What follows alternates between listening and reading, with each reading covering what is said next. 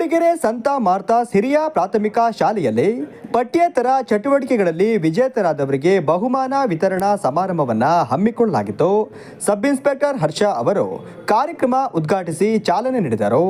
ಇದೇ ಸಂದರ್ಭದಲ್ಲಿ ಇತ್ತೀಚೆಗೆ ಸಿವಿಲ್ ನ್ಯಾಯಾಧೀಶರ ಹುದ್ದೆಗೆ ಆಯ್ಕೆಯಾದ ಸಂತ ಮಾರ್ತಾಸ್ ಶಾಲೆಯ ವಿದ್ಯಾರ್ಥಿಯಾದ ನಿತಿನ್ ಕುವೆಲ್ಲರ್ ಅವರಿಗೆ ಸನ್ಮಾನಿಸಿ ಅಭಿನಂದಿಸಲಾಯಿತು.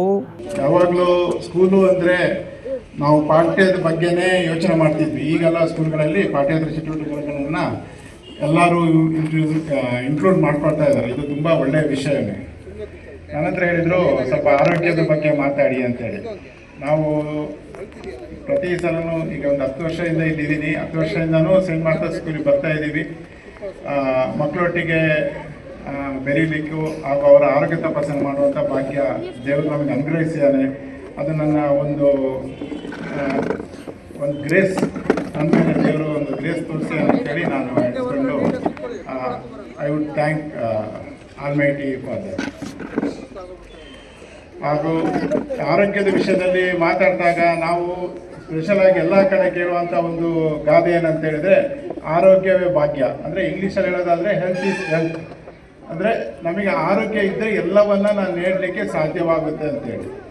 ಆರೋಗ್ಯವಾಗಿದ್ದರೆ ನಾವು ಓದೋದ್ರಲ್ಲೂ ಮೇಲೆ ಬರ್ಬೋದು, ಪಾಠ್ಯೇತರ ಚಟುವಟಿಕೆಯಲ್ಲೂ ಮೇಲೆ ಬರ್ಬೋದು. ಇದನ್ನೆಲ್ಲ ಹೇಗೆ ಸಾಧಿಸ್ಲಿಕ್ಕೆ ಸಾಧ್ಯ ಯಾವಾಗ ಆಗುತ್ತೆ ಅಂತ ಹೇಳಿದರೆ ನಾವು ಪೌಷ್ಟಿಕವಾದ ಆಹಾರವನ್ನು ತಗೊಂಡಾಗ.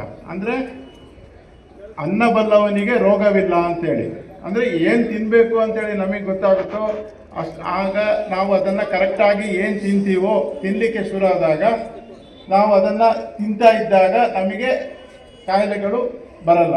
ಇದನ್ನೇ ಮನಗಂಡು ಸರ್ಕಾರ ಹಾಗೂ ಸರ್ಕಾರೇತರ ಸಂಘ ಸಂಸ್ಥೆಗಳು ಏನು ಮಾಡ್ತಾ ಇದೆ ಅಂತ ಹೇಳಿದರೆ ಮಕ್ಕಳಿಗೆ ಪೌಷ್ಟಿಕ ಆಹಾರ ಸಿಗಬೇಕು ಅಂತೇಳಿ ಆಹಾರಗಳನ್ನು ಮಿಡ್ ಡೇ ಮೀಲ್ ಅಂದರೆ ಮಧ್ಯಾಹ್ನ ಊಟವನ್ನು ಅಕ್ಷರ ದಾಸೋಹ ಅಂತ ಹೇಳಿದ ಕಾರ್ಯಕ್ರಮದಲ್ಲಿ ನಿಮಗೆಲ್ಲರಿಗೂ ಊಟ, ಮೊಟ್ಟೆ, ಬಾಳೆಹಣ್ಣು, ಅದೇ ಪ್ರಮಾಣದಲ್ಲಿ ಎಷ್ಟು ಪ್ರೋಟೀನ್ಸ್ ಬೇಕು, ಎಷ್ಟು ಕಾರ್ಬೋಹೈಡ್ರೇಟ್ಸ್ ಬೇಕು, ಎಷ್ಟು ಫ್ಯಾಟ್ಸ್ ಬೇಕು ಎಲ್ಲವನ್ನ ಕ್ಯಾಲ್ಕುಲೇಟ್ ಮಾಡಿ ನಿಮಗೆ ಕೊಟ್ಟಿರ್ತಾರೆ. ಆದರೆ ನಾವೇನು ಮಾಡ್ತಿದ್ವಿ, ನಾವು ಮಕ್ಕಳಾಗಿರುವಾಗಲೂ ನೀವು ಈಗಲೇ ಏನು ಮಾಡ್ತಾ ಇದ್ದೀರಿ ಅಂತ ಹೇಳಿದರೆ ಎಲ್ಲರೂ ಬಂದು ನೋಡಿ ನಿಮ್ಮ ಪ್ಲೇಟಲ್ಲಿ ನೋಡಿದಾಗ ಏನು ಮಾಡ್ತೀವಿ, ನಾವು ಅನ್ನ ತಿಂತೀವಿ, ಸಾಂಬಾರು ತಿಂತೀವಿ, ಹಾಕಿರೋ 4 ಪೀಸ್ ತರಕಾರಿಯನ್ನು ತಗೊಂಡೋಗಿ ಬಿಸಾಡಿರ್ತೀವಿ ಅಲ್ವಾ?